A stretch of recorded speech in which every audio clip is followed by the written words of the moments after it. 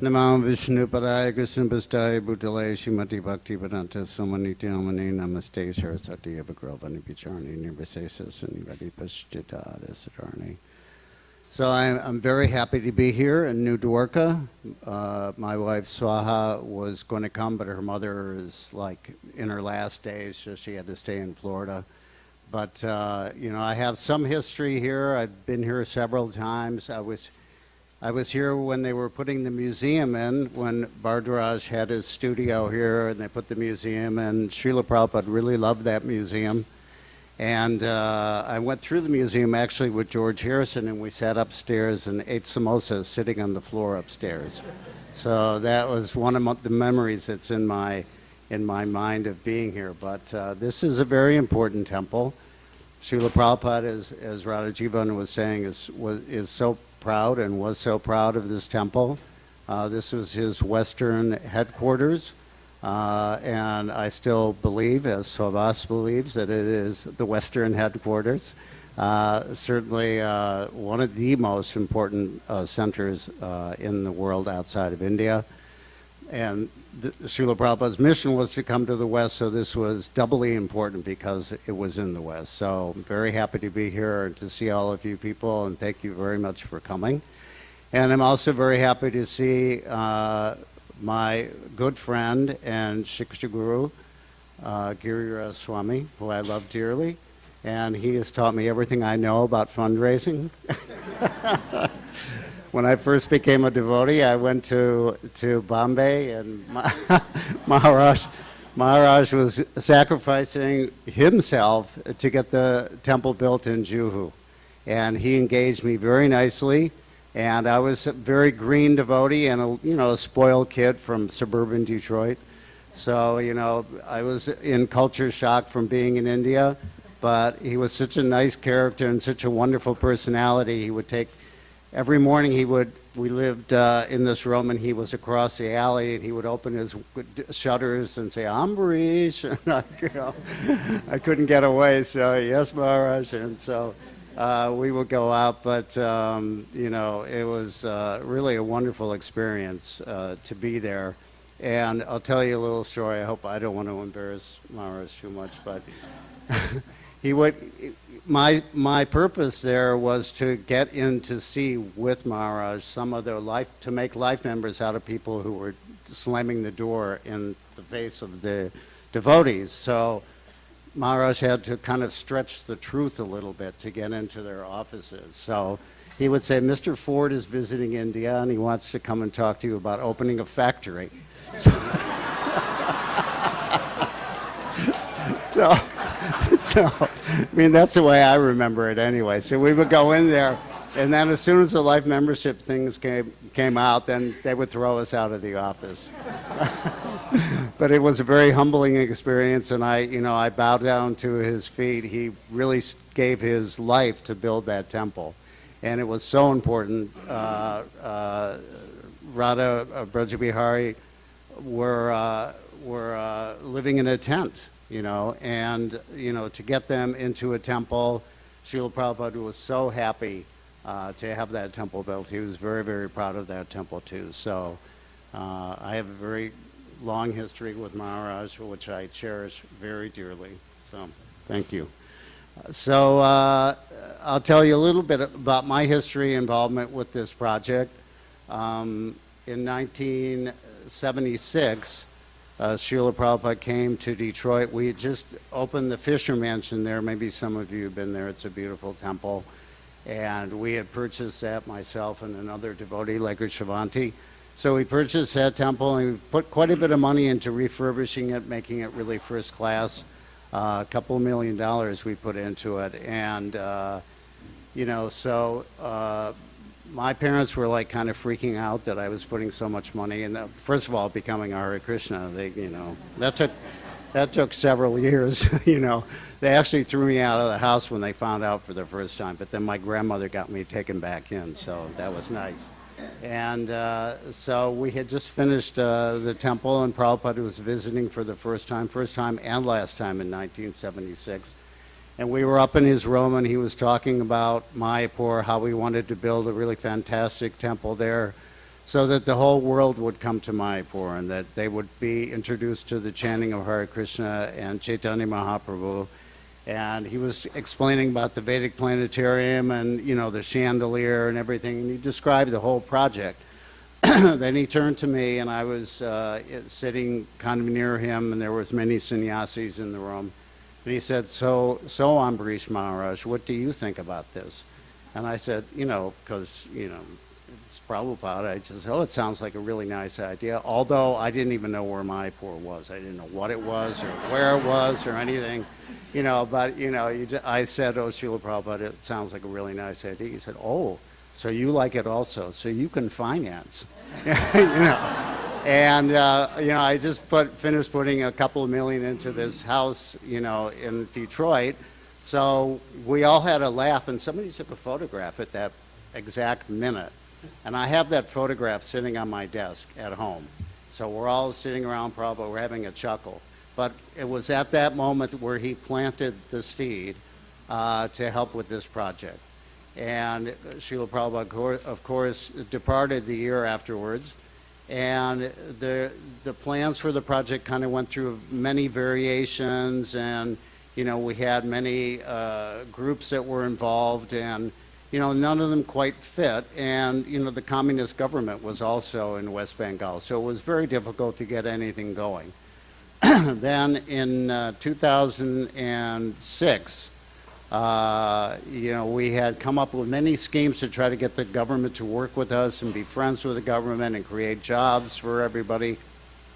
We tried everything, and they were onto us. We had all this land. Oh, sorry.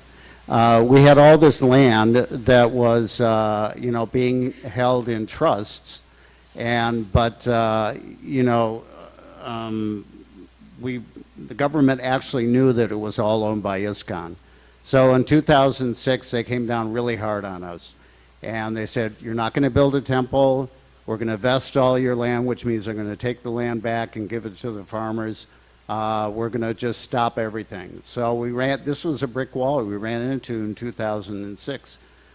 So we had gotten calls from the government of Orissa, and they were saying, why don't you come down to Jagannath Puri? We'll give you land, it will support you 100%. So it was very tempting to go to take the whole project and move it to Orissa, you know, where we could get the support of the government and do the kind of project that, you know, we were envisioning.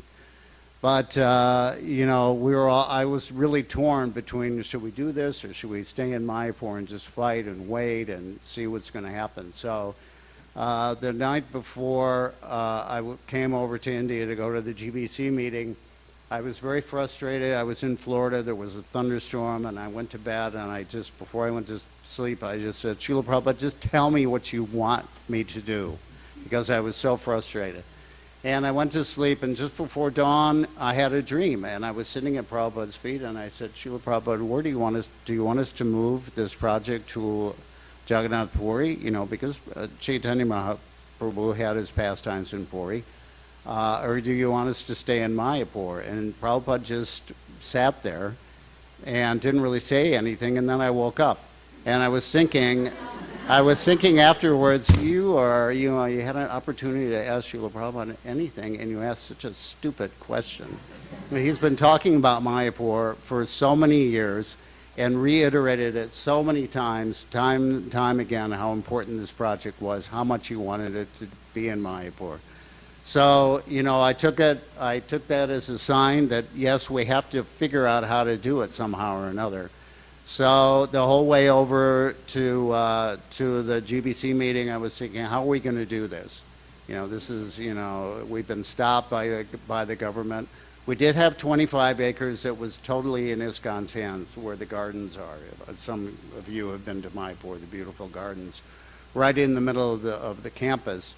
So I got to the GBC meeting, and I said to them, look, you know, we have land here, we can build the temple here.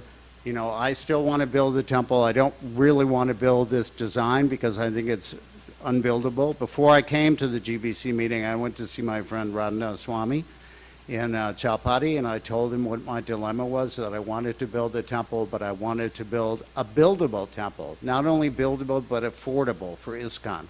We're not Swami Narayan. we're ISKCON. We can maybe, afford maybe less than 100 million. 100 million is really stretching it for ISKCON.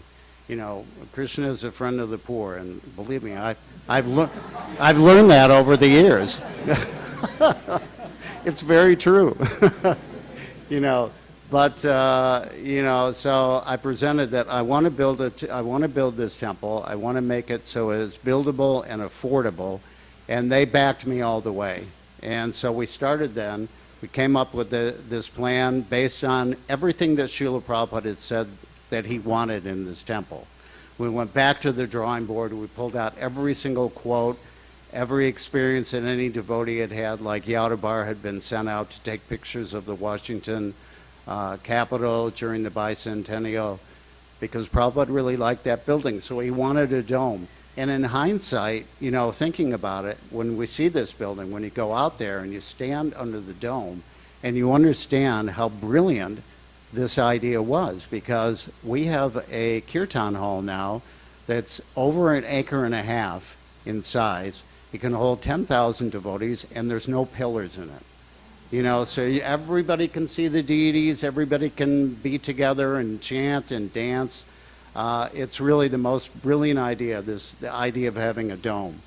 So, as I say, we started putting the pilings in 2010, and Jananivas will tell you, he was describing about how the Ganges used to flood, and how, there's one picture of Lord Nrsimhadev where the water is up to here, and they're offering puja to him. And but since we started the construction, started putting the pilings in, there hasn't been one flood in Mayapur. So it's really we've really had the wind. We've had the wind at our back, and we're really getting blessed. And once I put the initial seed money in, then we came up with a plan to go out and go around the world. We went to South Africa. We went to the Middle East. We have a wonderful team. Radha Jivan is a dynamo, and he's just been terrific. Yeah, please give him a hand, because he really is.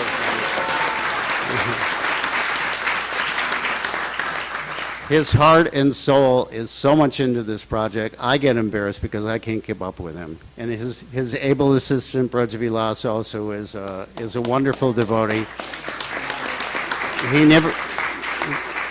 He'll never say no. So then we came up with this plan and asked Jananivas, as Radha Jivan had described. And so we're so lucky to have him. He's the heart and soul of Mayapur. Whenever I go there, I see him up during the greeting of the deities in the morning. He's holding the mirror up to show Radha Madhava what they look like after he's dressed them. He's so attached to them, and they're the most beautiful deities in the world. And Panchatattva is just the most merciful and most beautiful deities in the world. So we're very fortunate that we have this plan and this project to work on. It was very dear to Srila Prabhupada. It's actually, I told Radha Jivan in confidence, of course, now I'm saying it on the internet and everywhere, that I think that this project is uniting ISKCON. There's been so many problems we've been through for the last 20, 30 years. And, every temple I go to, I see the devotees there, and they're so attached to Srila Prabhupada, and they want to work together and cooperate together the way Prabhupada asked us to bring about this temple as the world headquarters. It's the home of every devotee, every follower of Srila Prabhupada, every member of ISKCON. This is your heart and soul, Sri Dham Mayapur. As Jananivas Prabhu was saying, Chaitanya Mahaprabhu is just waiting to flood the world with his mercy. And from this heart, the heartbeat will spread this movement all over the world. So in every town and village. So we're glad to be here, and we're offering this very unique opportunity where you have Lord Nityananda's shoes, Lord Nrsimhadev's helmet on his appearance day are here. Jananivas Prabhu is here, Giriraj Maharaj is here, and our humble team, we're all here, and we're offering you an opportunity of a lifetime to be involved in a small way or a large way, that's up to you, in this project. Because Krishna consciousness is absolute, every little bit is important, and every little bit counts to the Supreme Personality of Godhead. We know that story about Lord Ramchandra when he was building the bridge, and the sparrow or the spider was throwing, the grains of sand. So every little bit helps, every big bit helps, and we're all together, we're all family trying to build this temple, and it's something that we can all be proud of as members of ISKCON. So I fall at your feet. Please help us if you can, and give us your support and your love so we can carry out this very important mission and desire of the founder, Acharya Srila Prabhupada. Thank you very much. Hare Krishna.